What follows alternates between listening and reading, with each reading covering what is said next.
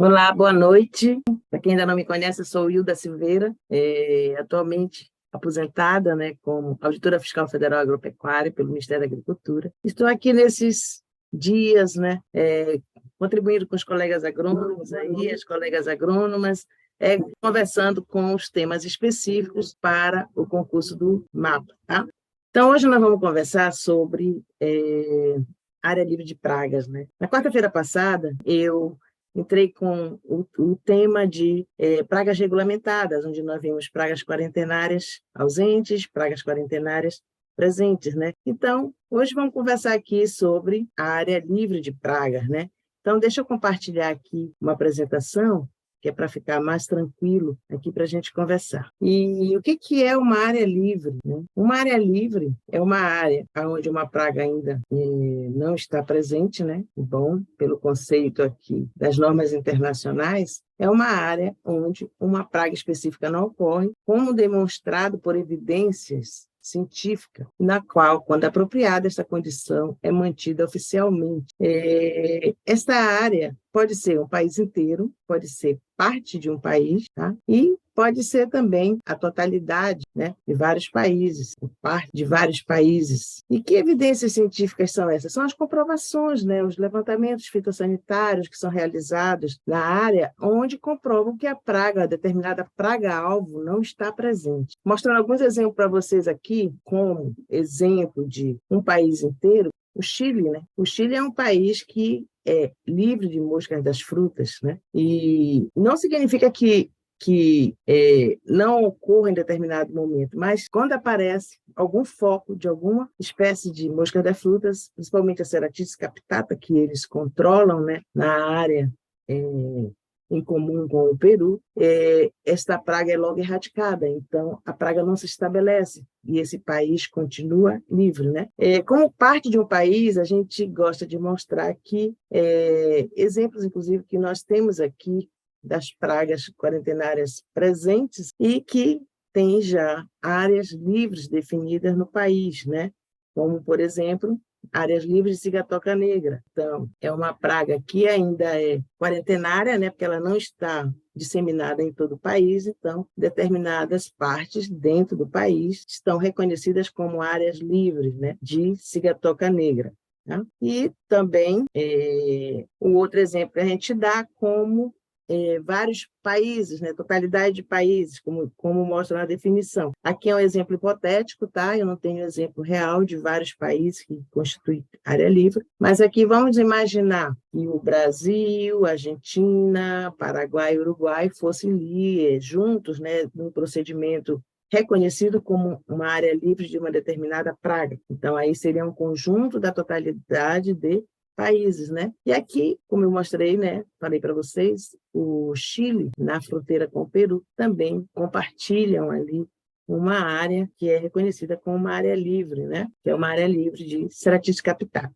Tá? Então, mas por que se estabeleceu uma área livre? Para que serve? Né? Qual a utilidade de se ter uma área livre? Bom, eu sempre gosto de informar para as pessoas que orientam, né, que a gente ensina, é que todas as normativas, procedimentos para estabelecimento de área livre são baseadas em diretrizes internacionais, através das normas internacionais de medidas fitossanitárias. No caso aqui de área livre, é a NIF número 4, onde estão os requisitos para o estabelecimento de áreas livres, certo? E o que acontece? Por que se estabelece uma área livre? Porque uma área livre já está dizendo a praga não existe, né? Então não está presente naquela área. Então fica muito mais fácil, né, se fazer uma negociação no caso do trânsito internacional sem a necessidade de nenhuma medida adicional, tá?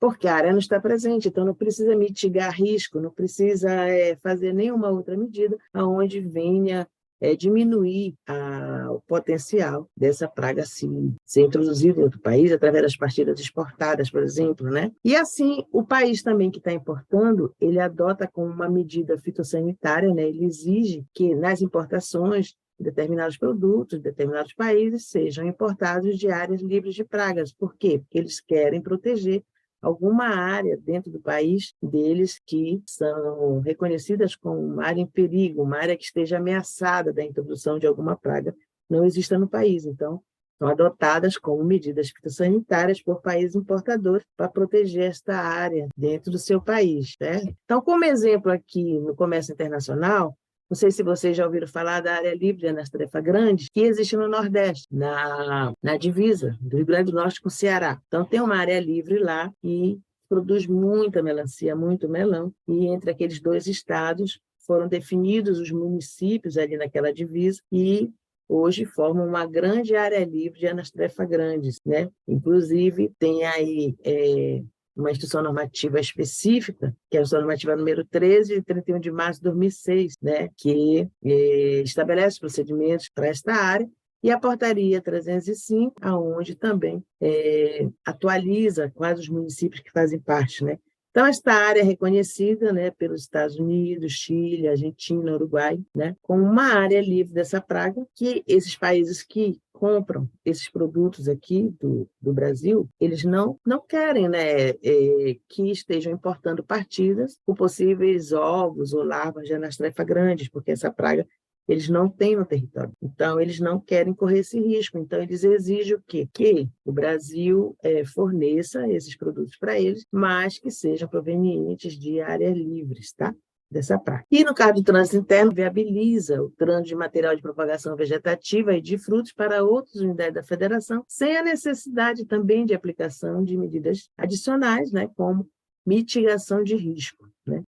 No caso do trânsito interno, as áreas livres aqui, que muito facilitam o comércio internamente, né, no território nacional, são as áreas livres de Cigatoca Negra, né, como eu já falei, que tem várias áreas livres estabelecidas e reconhecidas pelo Ministério da Agricultura, assim como também agora tem algumas áreas livres também de cancro cítrico, né? E para essas duas pragas tem a instrução normativa específica que define os procedimentos de como se estabelecer essas áreas, ok? Que vocês podem depois consultar. E aí é muito importante vocês não confundirem, tá?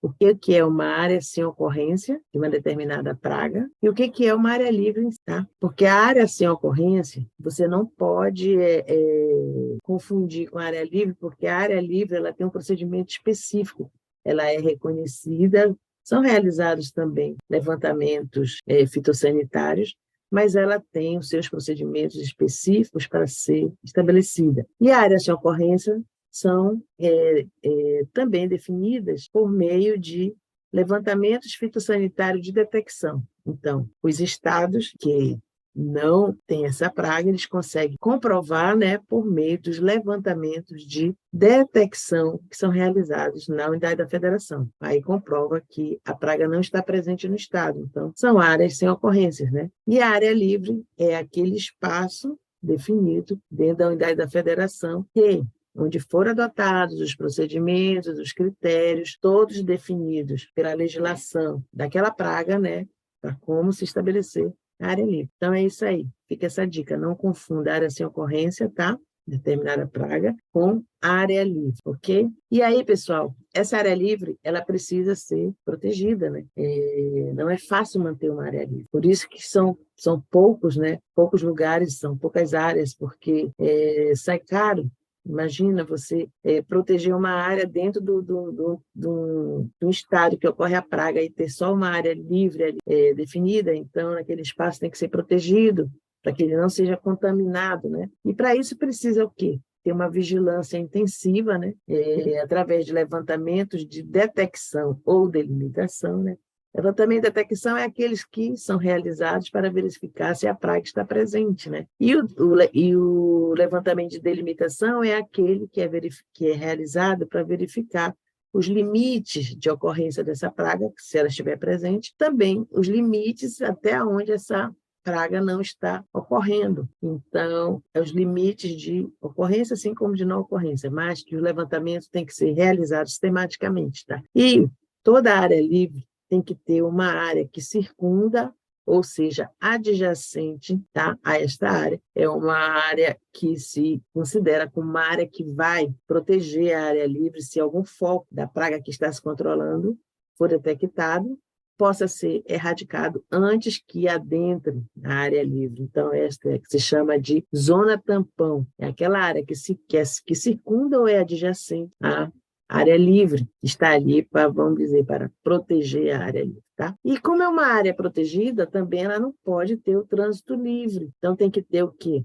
Restrição de trânsito de produtos hospedeiros dessa praga para dentro desta área, tá? Assim como também para a zona tampão, porque já que a zona tampão é uma área que protege esta área livre, ela também precisa ser, de certa forma, protegida. Então, o que tem que ter para proteger essa área? Barreiras, né? Barreiras fitossanitárias, que protege o quê?